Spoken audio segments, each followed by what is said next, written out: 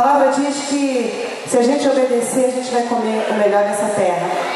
O profeta Isaías diz isso. Mas eu queria, se você quiser abrir, você abra, mas vai ser bem rapidinho. Em Gênesis 12, quando Deus chama Abraão, ele faz uma promessa para ele. Diga, ele faz uma promessa para Abraão. Ok? E ele diz assim: o Senhor disse a Abraão: sai da tua terra, da tua parentela, da tua casa, da casa de teu pai, e vai para a terra que te mostrarei. De ti farei uma grande nação, te abençoarei e te engrandecerei o nome. Sê tu uma bênção. Ele diz assim ainda, no 3 do capítulo 12 de Gênesis: abençoarei os que te abençoarem, e amaldiçoarei os que te amaldiçoarem. Em ti serão benditas todas as famílias da terra. Diga assim: eu sou essa família aí. Querido, aqui tem um princípio, aqui tem uma promessa, aqui tem um princípio que às vezes a gente esquece no nosso dia a dia. Aqui Deus fala para Abraão assim: olha, eu vou abençoar quem te abençoar. Todos que abençoarem Abraão, eu abençoarei, e todos que te amaldiçoarem, eu amaldiçoarei. Esse é um princípio que fica esquecido, e é muito fácil ainda ele ficar esquecido nos tempos de crise. Deixa eu te dizer uma coisa. Outro dia alguém falou assim para mim: vai lá onde eu trabalho, para ter um restaurante, vai lá porque eu quero abençoar você, eu quero pagar a janta para você. E às vezes a gente fica constrangido em fazer isso. E aí eu quero te dizer que você esquece um princípio. A Bíblia diz que quem abençoar, Tereza, e quem te abençoar, diga teu nome, será abençoado. Muitas vezes gente, eu vou ser usada a dizer isso até orgulho. Muitas vezes alguém quer abençoar você e você diz: não, querido, obrigado. Porque você olha talvez para aquela família, para aquela pessoa, e se você considera ela financeiramente menos abastada que você ganha 2 salários, você sabe disso, e essa pessoa ganha 1 salário, e só ela trabalha na casa dela, na sua casa os 2 trabalham, e ela chega para você e te dá o dinheiro, te dá algo, e você diz: não, irmão, obrigado. Como que isso fosse grande? Eu não vou dizer que isso é pecado, mas eu quero dizer uma coisa: isso é muito sério. E nós vamos entrar em alguns desafios nessa igreja, e são princípios como esse que precisam ser restaurados e resgatados. Quem me abençoa é abençoado. Se eu te abençoo, eu sou abençoado, porque eu abençoo alguém que ele coloca ali a mão, a promessa. A Bíblia diz aqui em Isaías, ele diz assim, espera que eu marquei aqui para a gente ir mais rápido aqui. Ele diz assim, não é isso. Ele diz que a palavra dele, uma vez que saiu da boca dele, ela não volta vazia para o céu, antes de cumprir o propósito que ela tem para a gente. O propósito que ele determinou no céu, ele teve um propósito, ele falou: eu vou liberar essa palavra, eu vou liberar isso, até isso que eu estou falando agora, uma palavra, eu vou liberar, e ela só vai voltar para mim quando eu ver que cumpriu o propósito que eu tenho liberado essa palavra. Então, se ele disse, meu irmão, se vai abençoar aqueles que te abençoam e vai amaldiçoar aqueles que te amaldiçoam, isso é sério. Isso é muito sério. Eu vejo que nossa igreja é uma constatação. Ela viveu muito disso. E isso dá alegria para a nossa fé. Às vezes você precisa do livro do seu filho, e de repente vem um irmão do norte, do leste, do sul e diz assim: olha aqui, qual é a idade do seu filho? Qual a faixa do curso que ele está cursando? Ah, ele está na 5ª série, né? Você sabe que eu tenho os livros lá em casa? E Deus falou para dar para você? E aí você deixa de pagar aquele tantão de livro, né? A gente está, graças a Deus que isso passou para a gente. E aí Deus quer usar mas você fica com a sua roupa de que está tudo bem nada. Então, está na hora da gente viver de novo isso. A palavra de Deus diz isso pra gente. E em Romanos ainda, ele diz, Romanos 4:17, Deus que vivifica os mortos e chama, diga chama, a existência as coisas que não existem. Essa palavra chama, desse texto de Romanos 4:10-17, diz assim, é o mesmo chama que Jesus falou. Lázaro, vem para fora. Esse mesmo chama que a Bíblia diz que Jesus chamou. Os apóstolos, eles contaram essa história ali, desse fato, e eles disseram que Jesus chamou o Lázaro. Esse mesmo chamou é o mesmo que está aqui, Paulo fala aos Romanos. Deus chama o que não existe. Por isso, querido, recentemente a gente teve um susto na nossa conta de luz. Qual será a tua oração, a minha reação? Senhor, eu chamo a existência dinheiro para pagar essa conta. Senhor, eu chamo a existência. Esses dias, muito tremendo, eu quero contar esse testemunho, e a gente vai semear e a gente vai ofertar. Precisa a gente voltar isso de novo. Compartilhei com uma irmã esses dias. Meu coração está triste, porque isso se afastou de mim. Eu não vivo mais nessa dimensão. E quando hoje o pastor falou, queria que você me ministrasse uma palavra para a oferta, eu senti da parte do Senhor uma confirmação, em primeiro lugar para mim, para escorrer para a igreja. Nós estamos num tempo de chamar a existência. No natural não dá, mas no espiritual dá. O espiritual é mais real do que o natural. Porque primeiro acontece ali. Então está no tempo da gente chamar a existência.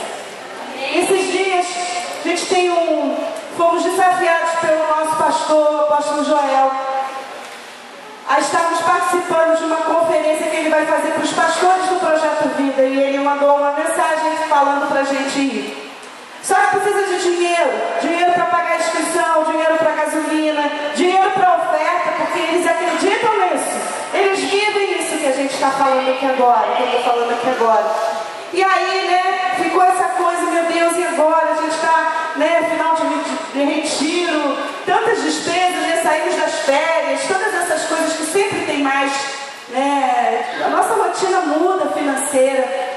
E hoje uma pessoa me ligou e disse assim, olha, eu estou depositando na conta da igreja. Qual é o número da conta? Eu liguei para comprar a tesoureira que eu não sabia. Eu estou depositando o dinheiro porque Deus me falou que você e o pastor estão precisando. Gente, essa pessoa nem é da nossa igreja. Ela nem é da nossa igreja. E ela foi tão específica. E isso foi muito tremendo, porque a gente precisa andar nisso. A nossa reação primeira foi, não vamos, não temos dinheiro, não temos dinheiro, não temos... Gente, a gente tem que parar com isso. Vamos fazer de conta que isso é palavra torta. Não, eu não tenho, mas o meu Deus, que é rico nas regiões celestiais, vai suprir todas as minhas necessidades. Para a glória dele, para a honra dele. Queridos, eu fico tão assim, renovada na minha área financeira, na minha área de fé financeira. Eu tinha amortecido disso. E Deus está falando para a gente precisa fazer. Porque se Deus quer colocar a gente no muito, se Deus quer que a gente construa esse negócio aqui mesmo, Ele tem que tratar a gente no pouco. Por isso nós vamos chamar a existência agora. Querido, depois dessa palavra vai vir a conta espocando aí. E você vai dizer, Senhor está aqui. Pai, meu Abba Pai, o que cuida de mim está aqui, diante do Senhor. Eu não tenho, mas o Senhor tem. O Senhor pode abrir portas. O Senhor é o que abre. O Senhor é o que fecha. O Senhor é o que chama o morto para ressuscitar. E esse mesmo Espírito que ressuscitou Jesus entre os mortos, Ele habita em nós, como o irmão mostrou aqui. Por isso vamos orar, vamos ficar em pé. Eu quero te desafiar nessa noite. Se você já tinha preparado a sua oferta, eu quero te desafiar a ir além. Eu quero te desafiar, se você nem ia semear,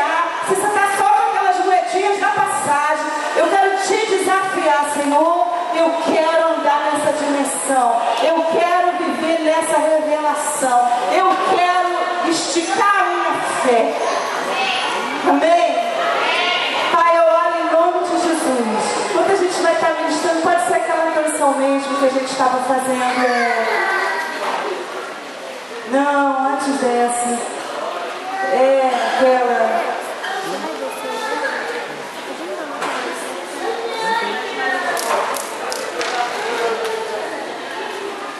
Realmente, diante das coisas que Deus quer fazer, Ele está procurando, a Bíblia diz que Ele está procurando aquele que Ele pode abençoar. Já pensou nisso?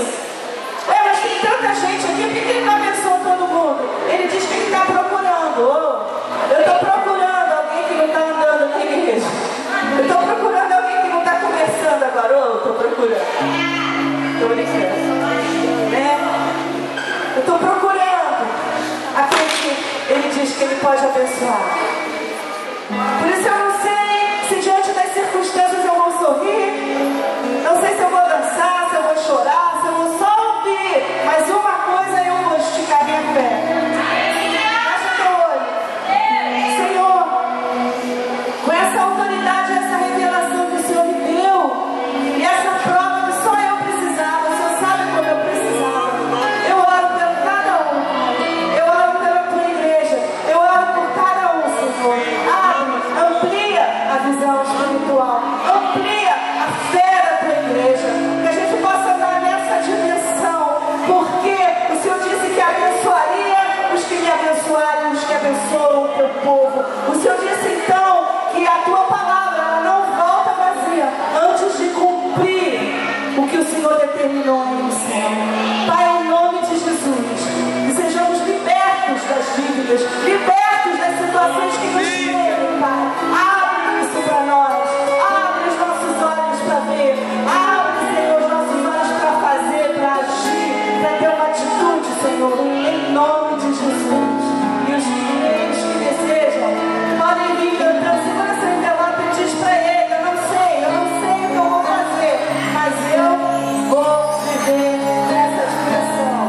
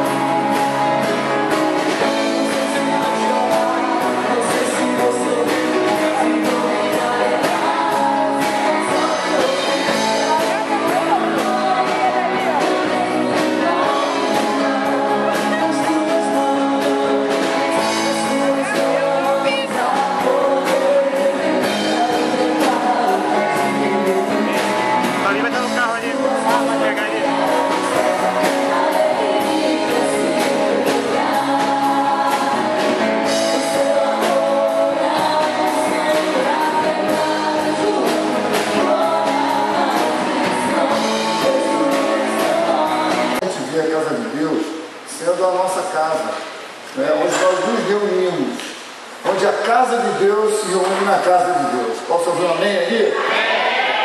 Nós estamos felizes mesmo, de verdade. Eu quero dar os parabéns para todos, né, que participaram do retiro, né, mais uma vez, porque na quinta-feira tinha pouca gente. Queria dar os parabéns para os jovens que me ajudaram na organização, né, o João e a Maria Fernanda fizeram uma cantina excelente com os jovens.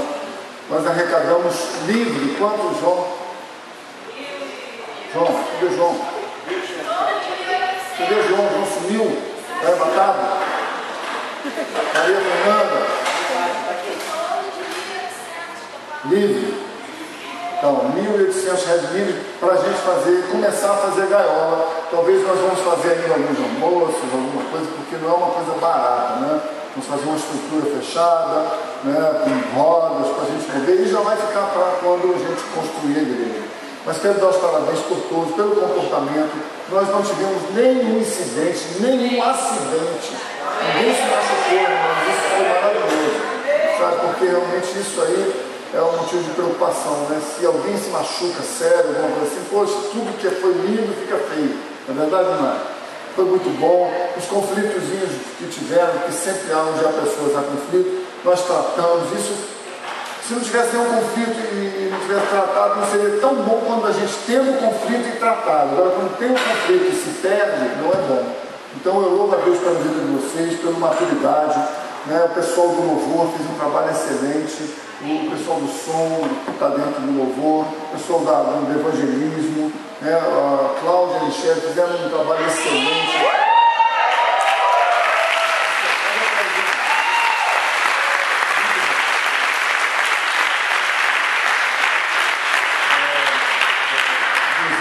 Os irmãos estão bem mais gordinhos, inclusive. Queridos, é igual. Eu ia falar um negócio, ia ficar feio dessa. Mas não vou falar não. É igual ração para porco. Ih, já falei. É comer de manhã, de tarde, à noite, mas muito, rapaz. Né? Legal. Só tava. À noite a coisa pegava fogo nos quartos. Mas foi ótimo.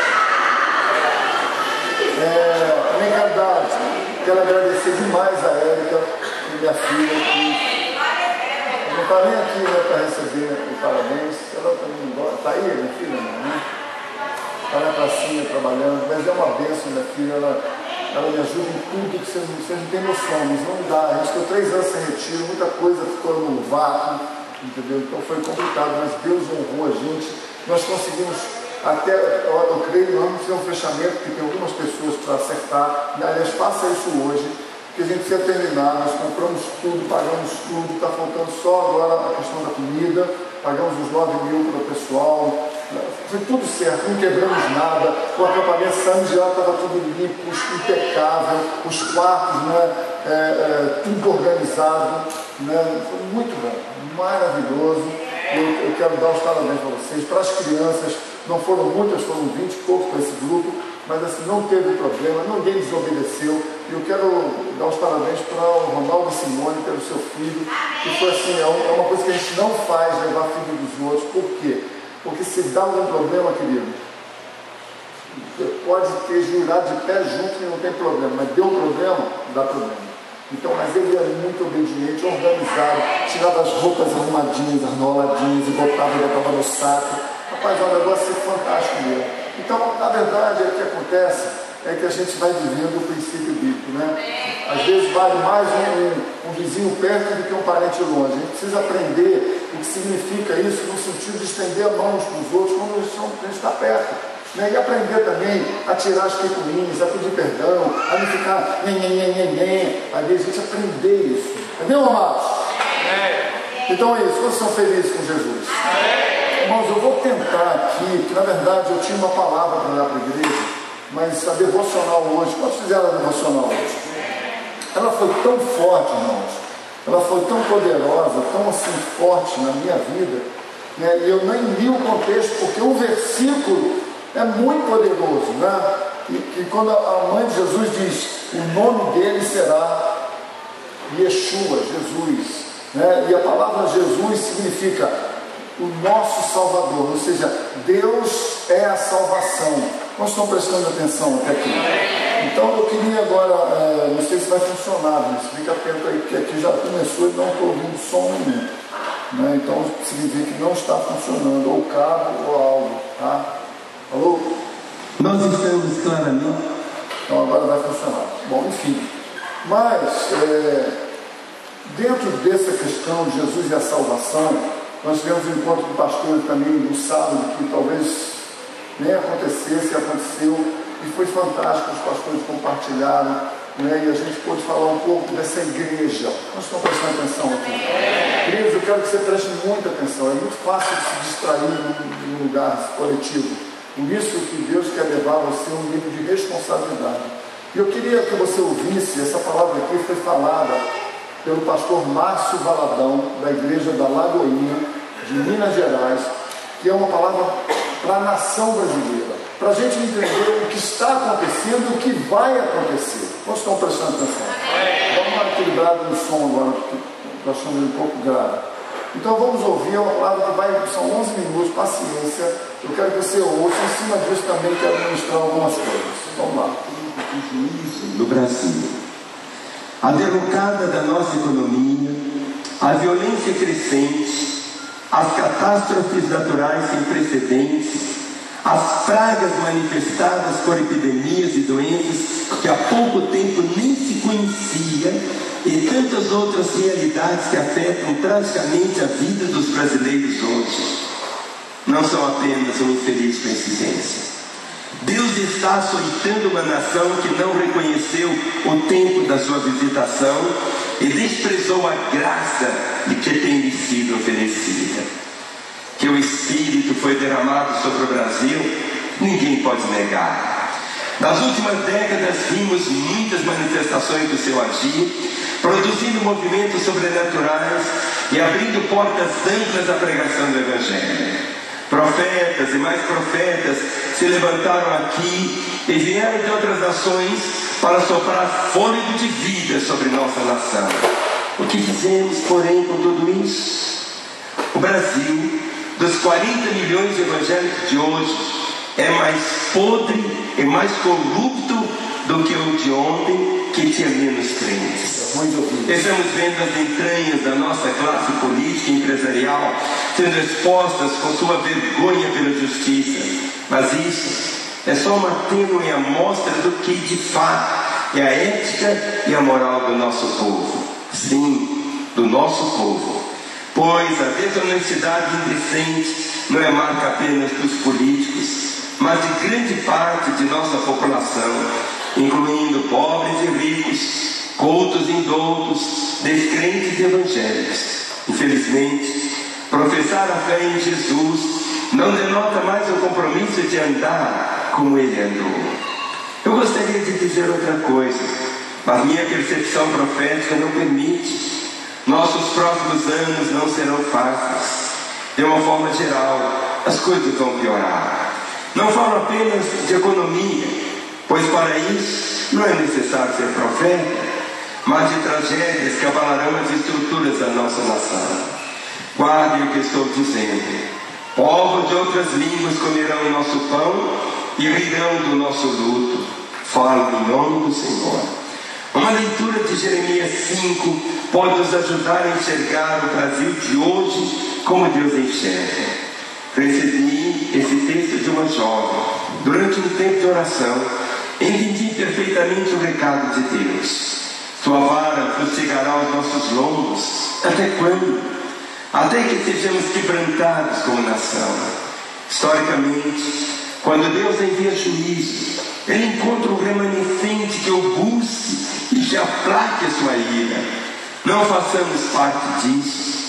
Permanecer fiéis não nos livrará completamente das dores da disciplina, mas nos dará a força que precisamos para resistir e a oportunidade para sermos testemunho e voz profética no meio do caos. Temos que nos arrepender. O altar tem sido profanado nessa nação e a oferta do Senhor desprezada. Se é verdade que milhões e milhões lotam os templos, é verdade também que uma grande parte aí está servindo ao mamon, cultivando sua velha ganância, buscando o brilho da prata.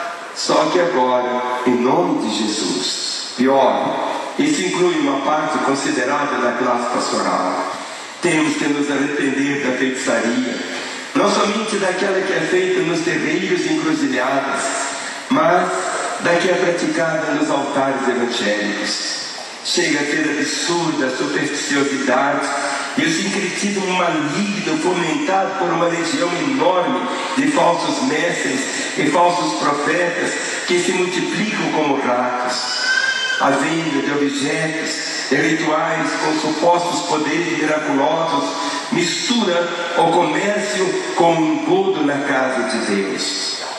Outro dia, assisti um vídeo em que pastores de uma das maiores denominações do Brasil desciam a uma mina de ouro para buscar a água da prosperidade, para ser distribuída ou vendida aos fiéis que, certamente ávidos pelo apelo das riquezas mundanas, nem se dariam ao trabalho de julgar o desvio teológico e de perceber o ridículo a que seriam induzidos.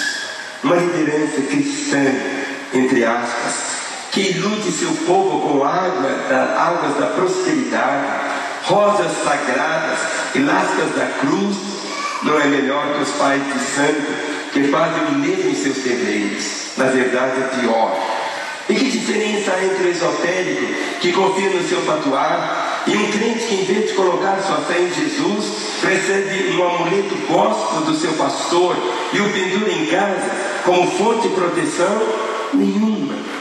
Temos que nos arrepender da idolatria, não só da que é praticada em procissões e templos consagrados a entidades mortas, supostos santos, que têm boca, mas não podem falar.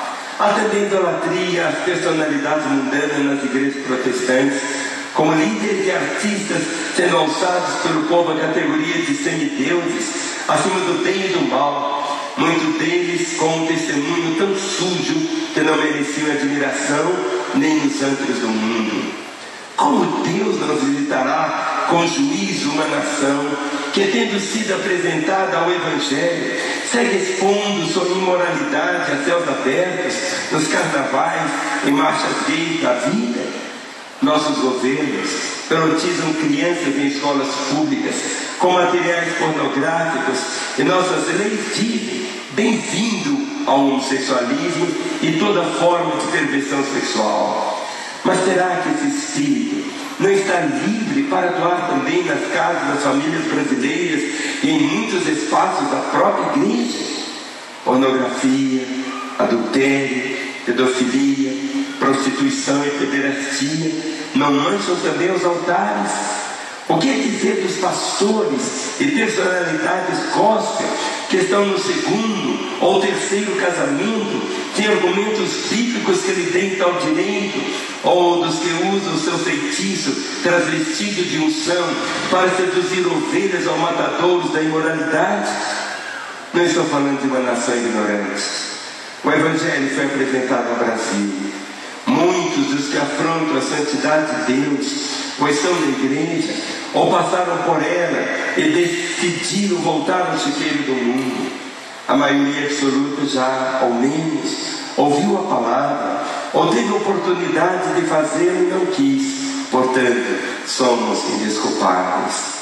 Se Jesus proclamou juízo sobre a cidade onde viveu, dizendo: Tu, Cafarnaum, elevar-te-ás porventura até o céu, descerás até o inferno, porque se em Sodoma se tivessem operado os milagres que em ti se fizeram, teria ela permanecido até ao dia de hoje. Se ele chorou sobre Jerusalém, lamentando o fato de que seus filhos seriam entregues à espada, já que ela não reconheceu o tempo da sua visitação, Lucas 19, 41 a 44, porque seríamos nós poupados, tendo desdenhado tanto da verdade como nação? Obviamente, no meio de tudo isso, há um povo fiel, um remanescente que teme ao Senhor e respeita sua palavra. Como nos dias de Elias, enquanto Israel era fustigado com a seca e a fome, 7.000 joelhos recusavam curvar-se diante de Baal. Como no cativeiro babilônico, Deus encontrou Daniel, Ananias, Misael e Azarias, entre outros, para manter a honra do altar. Há muitos crentes e igrejas hoje que, remando contra a maré, permanecem na verdade. Que nos esforcemos para fazer parte desse remanescente, pois é dele que pode brotar de novo a misericórdia. Os próximos anos não serão fáceis. Fico você avisado disso. A vara de Deus sobre os lombos do Brasil já começou a arder e ser pesada, e será pesada. Não é mero castigo, mas a disciplina de um pai que quer essa nação de volta. Ela é justa em fazer, não questione, apenas disponha-se a ser um argumento que aplaca sua ira, a permanecer como uma testemunha fiel no meio das trevas, a chamar pessoas para viverem o verdadeiro Evangelho e a interceder como legítimos sacerdotes para que a justiça e a genuína fé cristã possam de fato voltar a prosperar. Não me entenda mal, eu lhe peço. Eu não sou irresponsável, unindo-me a Satanás para acusar a igreja. Sou parte dela. Eu a amo. Sinto vergonha dos seus pecados, porque eles são meus também. Quero me unir ao Espírito e gemer por ela. Quero ser um argumento para que a esperança e a fé verdadeira, comprometida com a palavra, não se apaguem de vez nessa nação. Ao contrário, que se multipliquem, até que possamos virar esse jogo e ver o Senhor recolhendo a vara da punição. Por favor, junte-se a mim nessa busca. Os próximos anos não serão fáceis para nós, mas há um caminho. Os próximos anos não serão fáceis para nós, mas há um caminho. Os próximos anos não serão fáceis para nós, mas há um caminho. Qual é o caminho? Vamos ler juntos? Qual é o caminho? Vamos ficar em pé.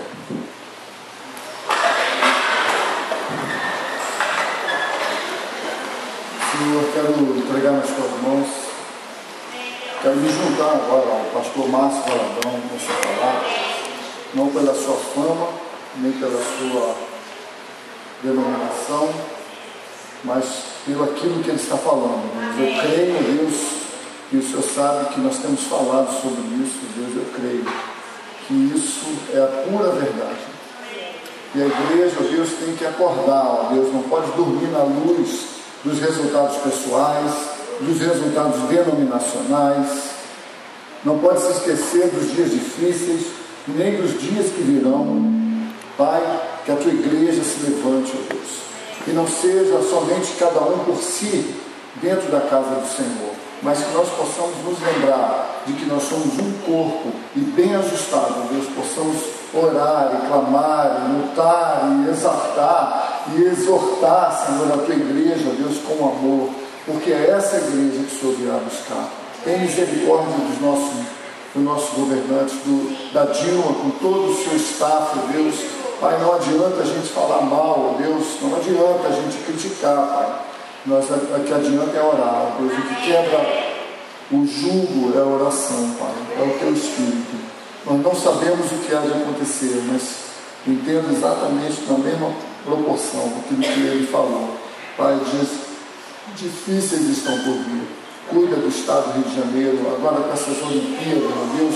Pai, como se colocássemos uma cortina, uma toalha nova em cima de uma mesa imunda, Deus. Tantas coisas acontecendo difíceis, mas nós ainda vamos festejar.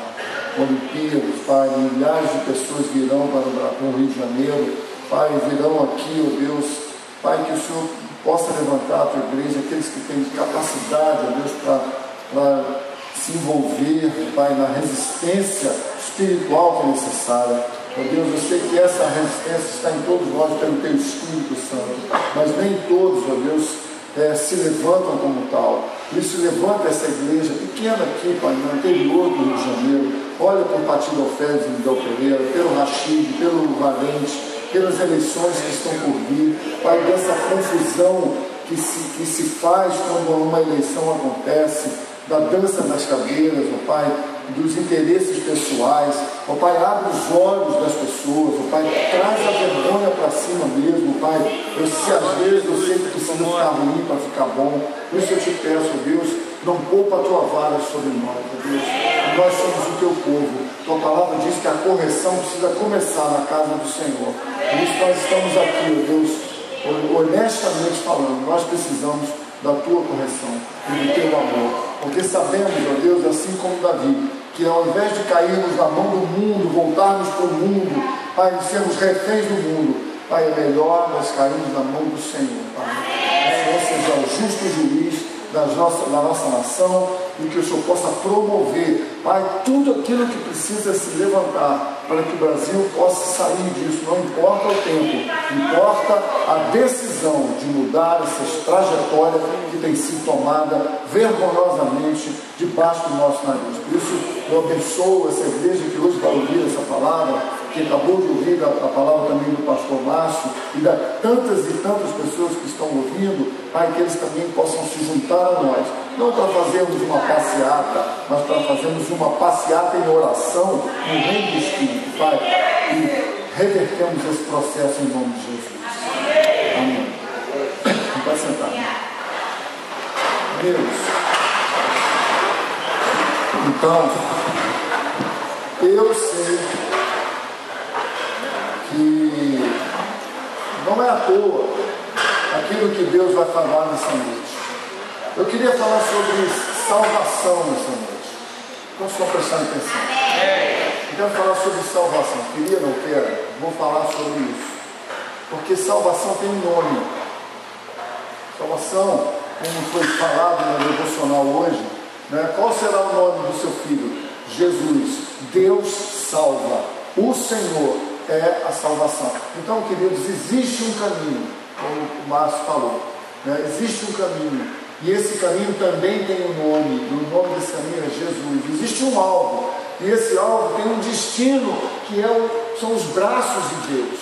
Então, eu quero falar hoje um pouco sobre isso, e da onde essas coisas vieram, como é difícil a gente se desvencilhar. Queridos, pare para pensar, né, em Jesus vindo num tempo onde o Velho Testamento estava em vigor, onde havia uma grande resistência em qualquer mudança, onde várias pessoas se intitularam Messias, foram mortas, onde havia uma resistência de pessoas que estavam no governo, que não largavam o osso, como hoje é também na nossa nação. Como é difícil você ter coragem para fazer uma mudança. Então, veja bem, eu queria começar a partir de Martim Lutero, falando um pouco sobre isso. Martim Lutero, ele era do tempo de 1517, mais ou menos quando o Brasil foi descoberto.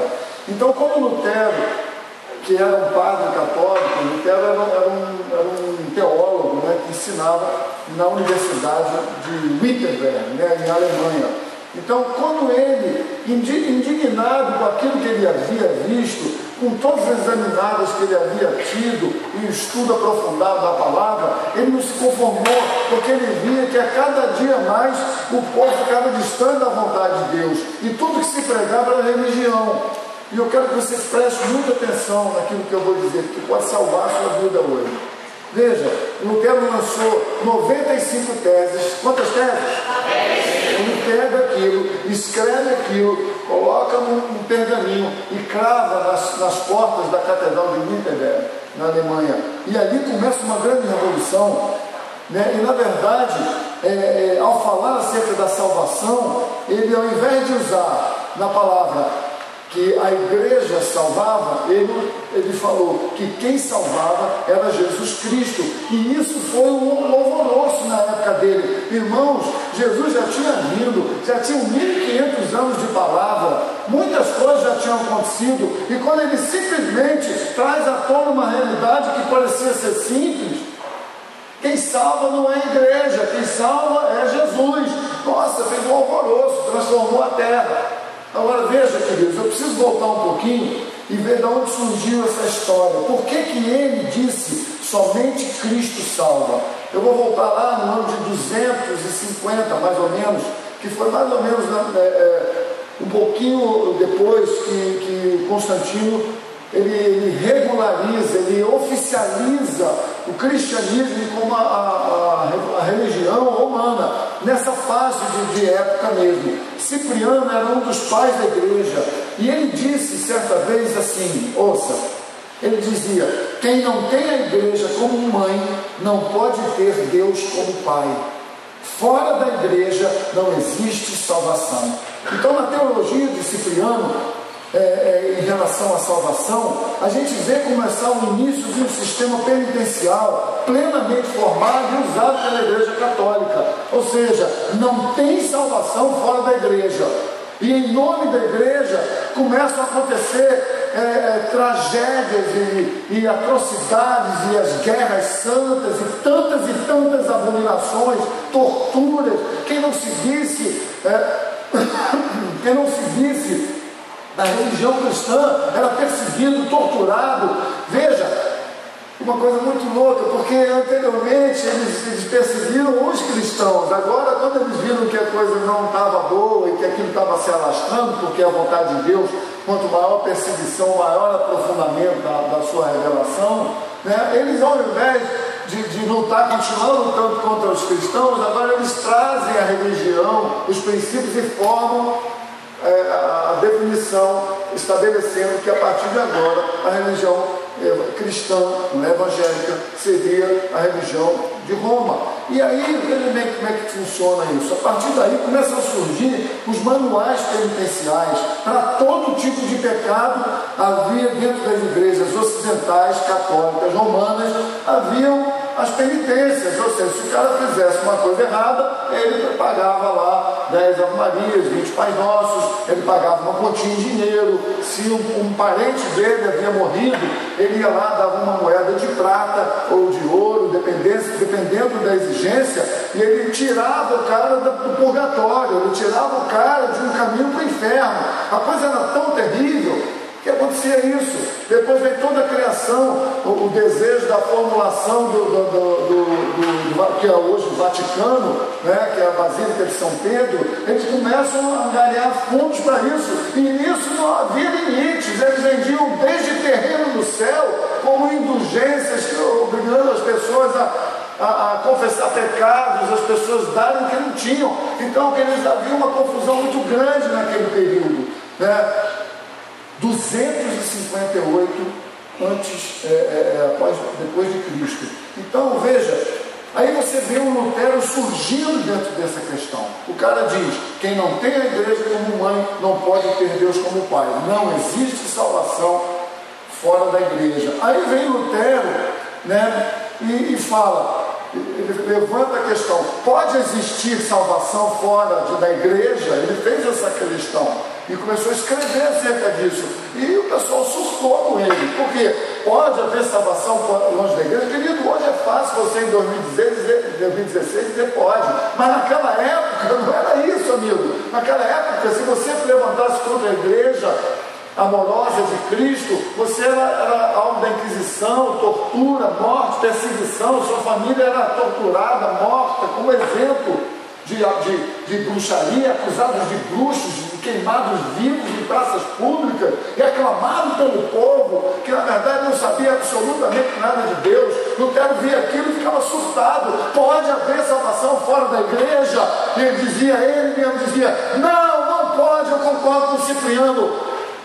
Não é isso. Ele falava, pode. Ele dizia, pode haver salvação fora da igreja, mas não fora de Cristo.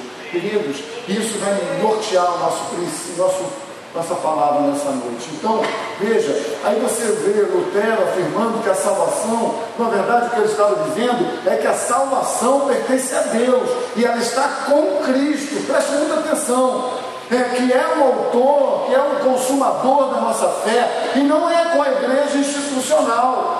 Então aquilo que Lutero combateu exaustivamente lá hoje, antigamente, em 1500, hoje continua sendo a grande vergonha. A salvação fora da igreja institucional pode, mas não fora de Cristo. Só que quem hoje não entra dentro de um templo formalizado, se a pessoa abre uma cela na sua casa e começa a pregar o evangelho como guia Gabi, são altamente discriminados. Vigia lá, olha o que essas pessoas estão falando. Agora, as pessoas estão em Cristo. Eu sei que também tem muita loucura, muita gente levantando, inclusive espécies bem estruturados, com seguidores de nome e multidão de pessoas, o que também não garante nada.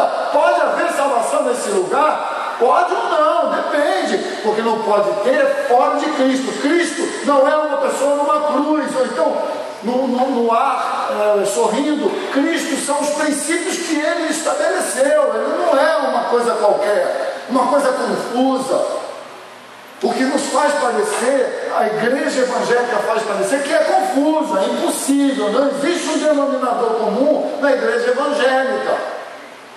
Então, veja, aí vem esse homem e afirma: a salvação pertence a Deus, ela está em Cristo Jesus. Eu vou ler alguns textos aqui para você, não precisa abrir esse aqui não. 1 Coríntios 12, 13 diz: agora todos que pela fé receberam a salvação em Jesus Cristo, em um só Espírito, ouça amigos, foram batizados em um só corpo e lhe foram dados de beber de um só Espírito. O que isso está falando? Querido, está falando da unidade do Espírito, a unidade do corpo de Cristo. Nós somos uma só igreja na terra. É assim que nós vemos. É assim que você vê nas esquinas. Quando você passa pelas pessoas com seus ternos bonitos e as suas Bíblias embaixo do braço, elas pelo menos te dão a paz do Senhor. Você as cumprimenta, você as abraça, vocês marcam de orar. Querido, há uma confusão na terra.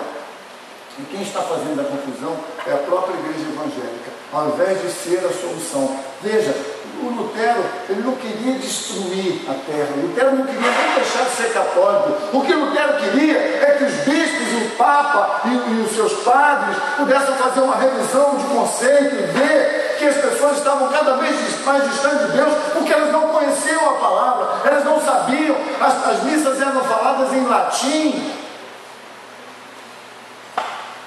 Elas em latim, as pessoas diziam e ficavam ali ouvindo e não acontecia nada. O que você tem hoje é muito rico, mas também pode se tornar latim para você, se você não pegar essa palavra e aplicá-la na sua vida. Posso ouvir um amém aqui? Se nós não aplicarmos, veja, o que Lutero está fazendo? Ele está diferenciando a igreja institucional de um corpo espiritual. Ele está dizendo, uma coisa é construirmos as estruturas e a outra coisa é a parte espiritual. São coisas distintas.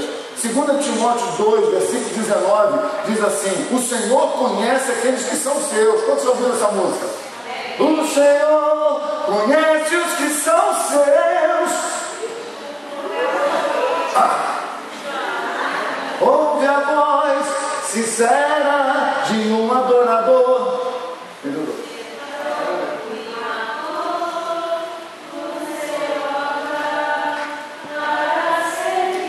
Melhor, é o Senhor. Então para aí agora, veja. O que é que o Lutero está dizendo? Meus amigos, o que é que vocês estão pregando? O que é que você está falando? O Senhor conhece os que são seus. Igreja evangélica, não se iluda com as animações na casa do Senhor, não se iluda com a dança na casa do Senhor. Amigos, não se iludam com um culto jovem, não se iludam com uma igreja bonita. Tenha convicção de que o Senhor te conhece, você conhece o Senhor. Porque aí, amigos, sabe o que vai acontecer? As nossas animações, além de lindas e maravilhosas e expressivas e gostosas e gostoso de estarmos juntos cultuando o Senhor, elas vão ter raiz e profundidade para nos sustentar diante das maiores lutas da vida. Na hora da faculdade, na hora de fazer a matrícula, na hora de comprar as coisas que precisa, na hora de dizer não ao pecado, na hora de dizer sim para algumas coisas importantes. Isso tudo vem quando? Quando o Senhor conhece você, mas você conhece o Senhor. Amigos, não se iluda. Eu podia muito bem ficar quieto, a igreja está animada, vou deixar quieto, vai todo mundo pular, dançar e cantar. Eles, isso é muito bom. Mas isso é muito bom quando vem de uma razão correta. E eu não estou aqui dizendo que não veio, eu só estou apertando mesmo. Que pode ser que no meio disso tudo tem um monte de pessoas que estão em pecado. Alô? Estão transando com seus namorados. Alguns estão roubando Deus. Alguns estão mentindo nos seus trabalhos. Alguns estão colando nas suas provas. Alguns estão desrespeitando os seus pais, maridos traindo suas esposas, esposas não estão honrando os seus maridos, mas estamos na igreja, todos felizes. Errado. O Senhor conhece você e Ele sabe como é que você está vivendo. Deus não está indiferente a essas questões. Deus está atento ao seu povo. Agora o seu povo tem que estar atento a Deus. E aí ele fala, ainda em 2 Timóteo 2,19, na sequência do que eu li: o Senhor conhece os que os seus são seus. Aparta-te da injustiça todo aquele que professa o seu nome. Nós estamos prestando atenção? Meu irmão, nós não estamos falando de perfeição. Então é fácil vir um pastor de fora aqui e tocar fogo na igreja, e o seu pastor fala sempre a mesma coisa. Ai, que chato, né? É tão bom quando vem alguém de fora assim. E eu sou o que troca as fraldinhas. Mas a verdade é essa: o Senhor conhece os que são seus. Você conhece o Senhor? Então aparta-te, preste atenção, da injustiça todo aquele que diz que eu sou do Senhor e Ele é meu. Sou do meu amado e Ele não pode ser só música. Música não pode ser só música. Preste atenção no que você canta. Se você acha que no começo do culto é só canção para a gente pular e dançar, você está enganado. Deus recebe isso como uma declaração verdadeira sua. Você pode dizer que a sua canção é uma verdade? Preste atenção. A parte da injustiça, todo aquele que confessa o seu nome, trocando em miúdos, qualquer lugar. Obrigado, Lutero.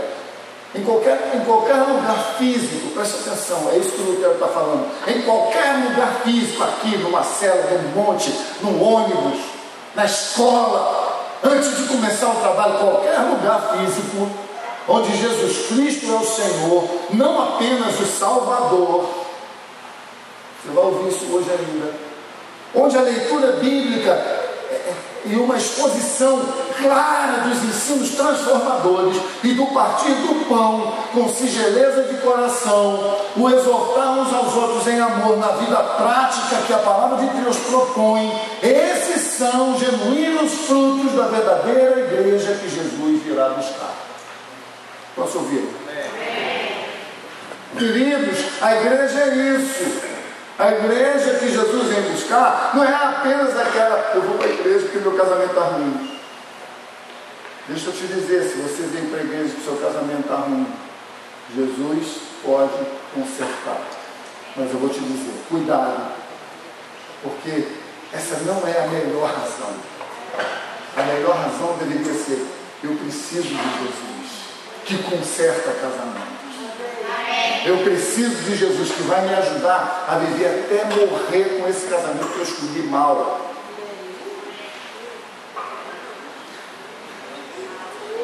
E se ele consertar, Jesus continua sendo a razão do meu viver. Nós somos a razão de Cristo na sua vida não pode ser o que ele vai fazer. É isso que diferencia aqueles que entram pela porta. A porta não é o conserto do meu casamento. A porta é Cristo. Agora, as pessoas que não entram pela porta é aquelas que chegam na igreja e dizem: pastor, você tem que me ajudar.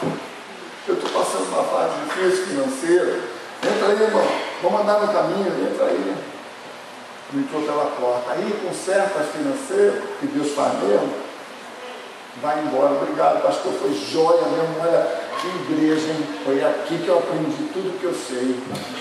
E vai embora. Porque não entrou pela porta. Se não entra pela porta, não anda no caminho, não atinge o alvo. Nós estamos prestando atenção. Então, amigos, veja bem, qualquer lugar físico onde Jesus é o Senhor e não apenas o Salvador, onde a leitura bíblica traz uma exposição dos ensinos que transformam. Sabe qual é o problema de algumas igrejas? Elas não falam mais em transformação. Elas não querem mais falar de transformação, porque isso assusta as pessoas. É muito diferente eu dizer: se você quer fazer uma tatuagem, pergunte aos seus pais. Por quê? Porque eu não estou aqui para legislar sobre questões de costumes e modas e ideias modernas. Quem vai fazer isso é seu pai e a sua mãe. Se ela achar que deve, faça.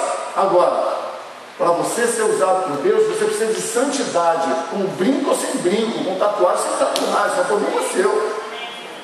Seu pai, você é menor, você é maior, então tenha certeza daquilo que você vai fazer. É preciso? É necessário? Vai encher a sua vida de alguma coisa? Então faça, ou então não faça. Mas veja bem, querido, o ponto não é fazer ou não fazer. O ponto é eu ser e saber quem meu Deus é, saber que Ele me conhece pelo nome, saber que Ele me ama, saber que Ele espera de mim atitudes e decisões importantíssimas. Então, amados, veja, aqui é o grande desafio da igreja moderna. Como é que a gente volta para a essência sem quebrar princípios? E eu tenho tentado fazer isso, mas é difícil demais, porque alguns princípios que a gente... Sabe o que é um dogma? Quantos não sabem o que é um dogma? São poucas vezes, os meninos têm mais coragem. Dogma é um conceito definido como uma coisa que não dá para você não cumprir. Isso é um dogma. Uma coisa importante. Então existem dogmas verdadeiros. Jesus Cristo é o Senhor e Salvador. Não tem conversa fiada. É isso. Se você não crê nisso, você está fora da igreja que Ele vem buscar. Não essa igreja aqui. Você pode estar vindo aqui, mas não crê nele como Senhor e Salvador. Você sabe que muitos cristãos não creem que Jesus Cristo nasceu de Maria?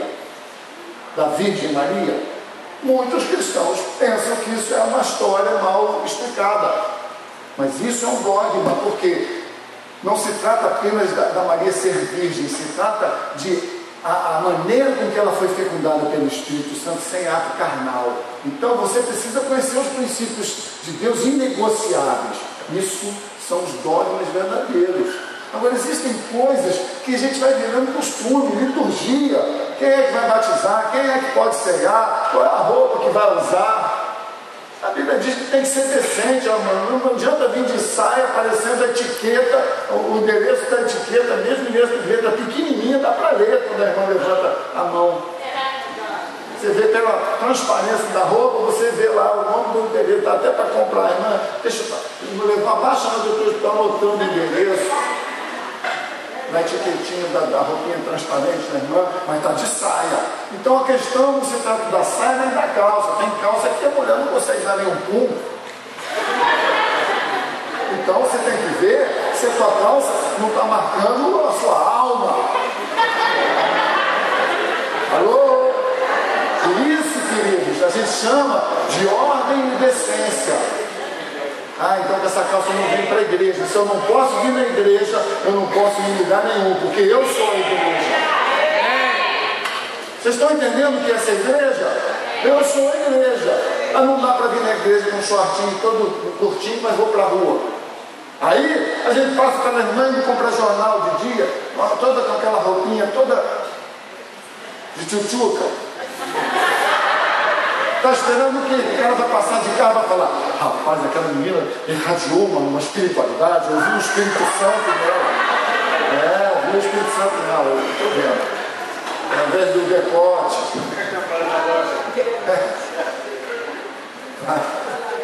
Nós estamos ouvindo o que eu estou falando. Diz para o teu irmão assim: essa palavra é para mim, fala para ele.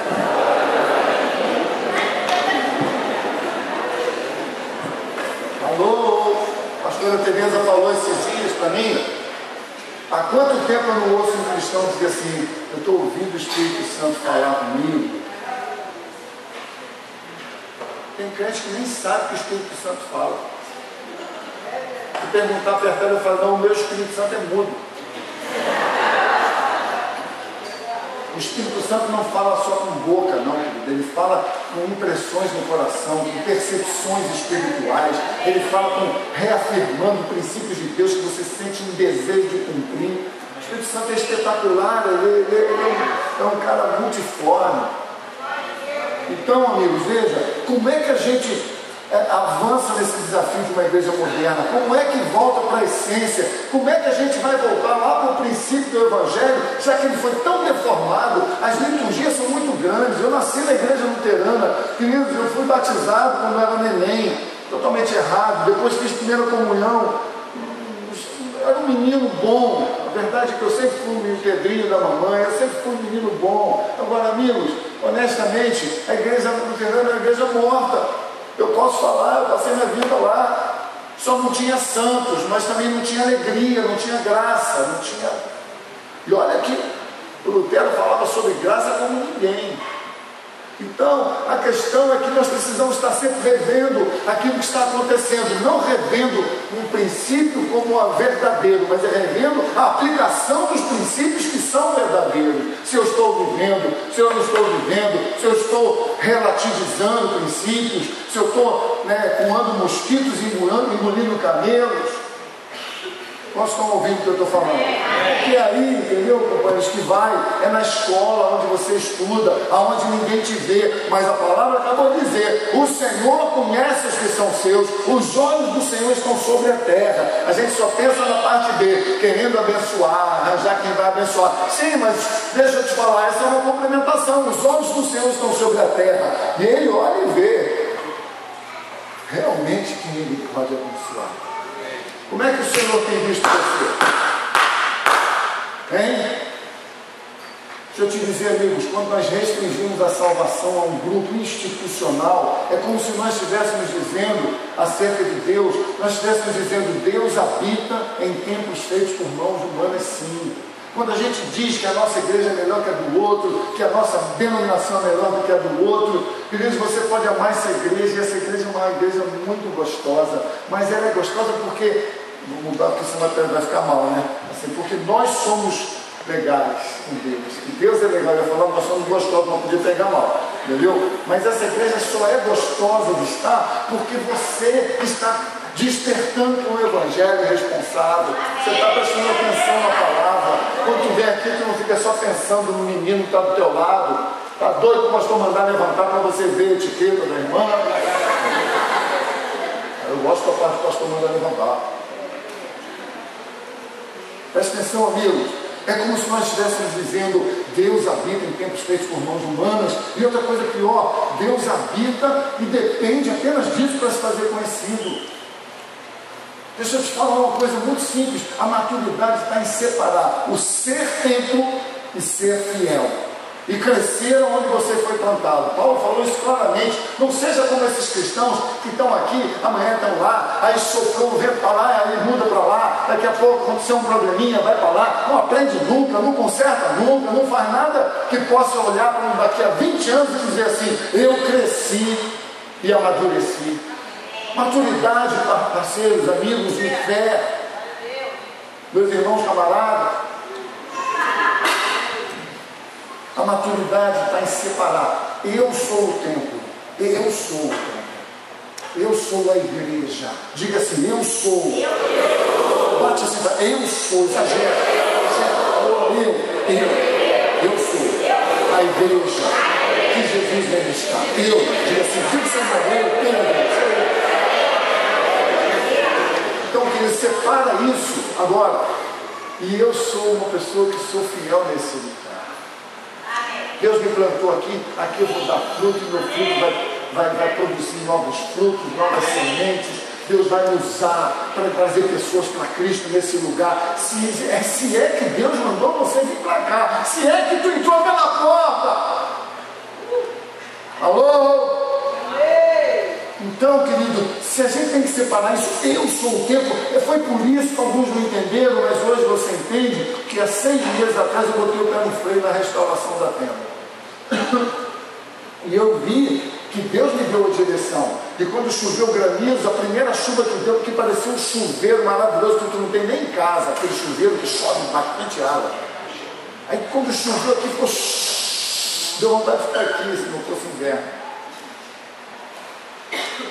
Você reparou que depois já choveu até muito mais e não deu o mesmo problema? Eu botei o pé no freio, que Deus mandou. E ele botou a mão dele, segurou a chuva. Eu não sei quanto tempo nós vamos levar para reconstruir isso aqui, e nem estou preocupado. Lógico que eu estou preocupado em fazer uma obra o mais rápido que eu puder, do jeito melhor que eu puder, sem sacrificar ninguém. Mas uma coisa eu te digo, o mais importante foi o que ele mandou eu fazer 6 meses. Ele falou, mete o pé no freio, que antes de consertar esse negócio aqui, eu preciso consertar o coração da igreja. Vocês são um templo. Alguns estão com o telhado furado, alguns estão com o sapato furado. Alguns estão com a maçaneta quebrada, com a janela arrebentada, estão sem água, sem luz, sua geladeira consome muito. Alguns estão precisando de reforma interior. Não dá para você agora se empolgar na construção de uma tenda, mas você mesmo não há nenhuma mudança e variação, nada. Queridos, isso está errado. Precisa entrar pela porta, porque só quem entra pela porta pode ser tratado no caminho. Queridos, não é apenas um ato simbólico que nós vamos fazer aqui, mas entrar no caminho significa, no caminhar da minha vida, quando eu tropeçar, e aqui é complicado quando você andar, cuidado, que o plano pode fazer tropeçar, e é exatamente essa ideia. Às vezes você vai tropeçar, mas Deus vai te levantar e vai falar com você no olho. Todas as vezes que você cair e Deus te segurar, significa que Deus te pegou. É Deus contigo, meu irmão. Não reclama do tombo. Agradece a Deus porque não deixou você caído. Então, a caminhada no caminho é uma caminhada de ajuste. O ano está só começando, muita coisa vai acontecer, e aí você vai esbarrar e vai para cá, e ele vai te tratar, e vai te puxar a orelha, e vai te empurrar, vai te segurar. Deus vai fazer coisas incríveis nesse caminho. E isso aqui até o dia em que Jesus voltar para nos buscar, que é o nosso alvo. Entenda isso, amigão.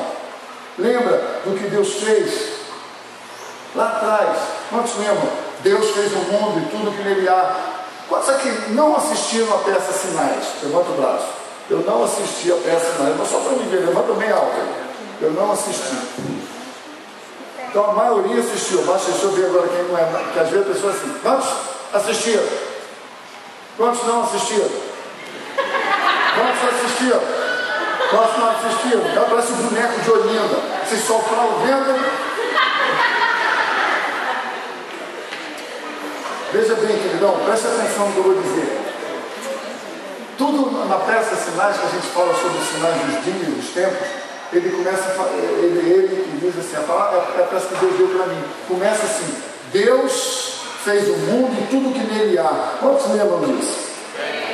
Então, amigos, preste atenção e aguardem, porque a partir de agora faltam 50 dias para a Páscoa e nós vamos novamente fazer os sinais, fazer uma reedição, reorganização, colocar novos elementos naquele fechamento que foi maravilhoso, que a gente colocou, acho que até você viu na praça, né? Foi ali que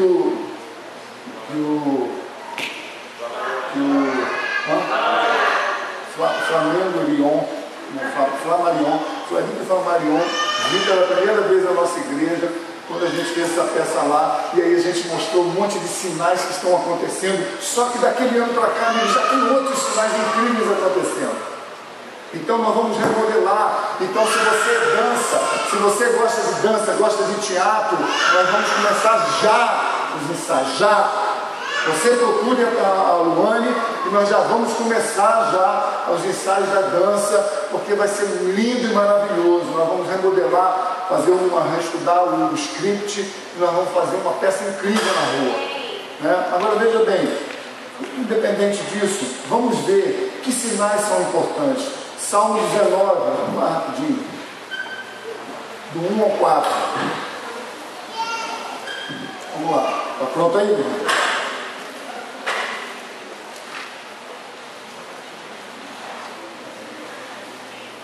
Tudo isso que eu estou falando, só porque a devocional falou, ele será chamado o Salvador.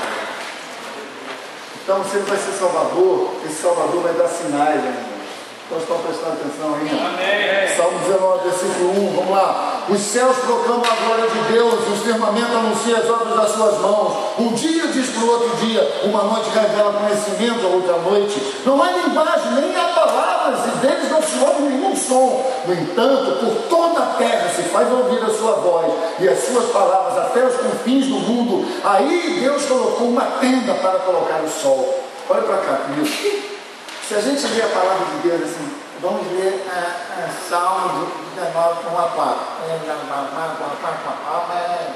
Agora, quando tu olha para aquilo e pensa no teu dia a dia, nós estamos prestando atenção. Outro dia eu acordei, graças a Deus, aí eu fui no banheiro escovar o dente, aí eu olhei para fora e estava assim, a noite tinha chovido, mas o sol estava batendo na árvore. Isso, você pode pintar a sua casa, você pode fazer pós-graduação em informática, tu pode ser o bambambam do satélite, mas nada do que a gente faz se compara a um simples raiar do sol numa árvore. Cara, eu estava na janela escovando o dente, eu olhei, aquilo fez assim, que é exatamente aqui, os céus manifestam a glória. Aí a gente não pode ler a Bíblia assim, os céus manifestam a glória.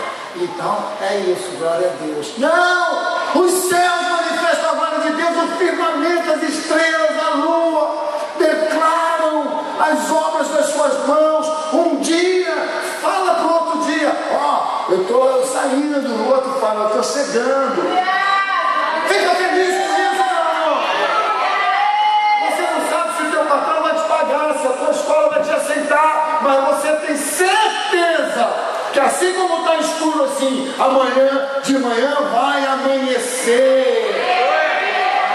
Agora você está crendo em Deus, né? Quem é que te garante isso? Foi Deus quem disse.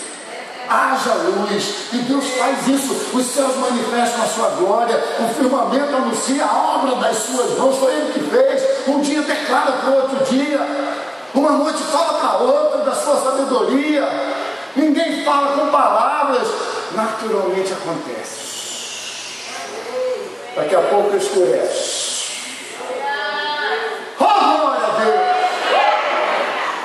Vamos pegar agora a declaração do pastor Márcio, vamos abrir Romanos 1:20, rapidinho. O pastor Márcio está profetizando na palavra, ele não está inventando, não. A verdade, sem querer jogar confete na gente aqui, mas a gente sabe essas palavras que ele falou. Ele não falou nada que a gente fosse burro, mas o que é importante, porque é o pastor Márcio Valadão, da igreja Lagoinhas, Minas Gerais, reconceituada no Brasil. Esse cara tem que abrir a boca mesmo, assim como um monte de gente deveria estar abrindo a boca, e está abrindo a boca para a sua denominação. Está falando para as entes deles. Está na hora da igreja olhar e falar, nós somos membros uns dos outros, eu sem você não sou completo. Presta atenção, Romanos 1:20. Veja se tem alguma coisa a ver com esses dias que nós estamos vivendo e se o que o Márcio Valadão tem a ver com o que ele falou. Romanos 1:20 diz: pois desde a criação do mundo os atributos invisíveis de Deus, seu eterno poder, a sua natureza divina, têm sido vistos claramente e sendo compreendido por meio das coisas que foram criadas por Ele, de forma que os homens são indesculpáveis. Diga comigo, indesculpáveis. Como meu tio não quer Jesus de jeito nenhum. Indesculpável. Mesmo que você não tenha falado de Jesus para ele, ainda que ninguém fale para ele, Deus está dizendo que as obras que ele criou já dizem e apontam para um Deus criador. Quem não quer, não quer. Indesculpável diante do Senhor. É duro ouvir isso.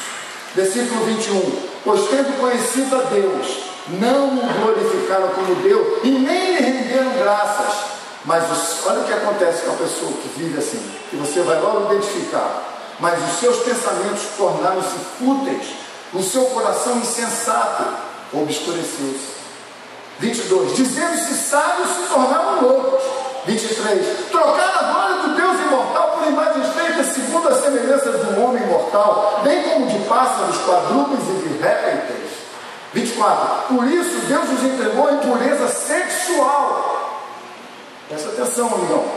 Segundo os desejos pecaminosos do coração, para a degradação do seu corpo entre si, trocaram a verdade de Deus pela mentira e adoraram e serviram coisas e seres criados em lugar do Criador, que é bendito para sempre. Amém. 26.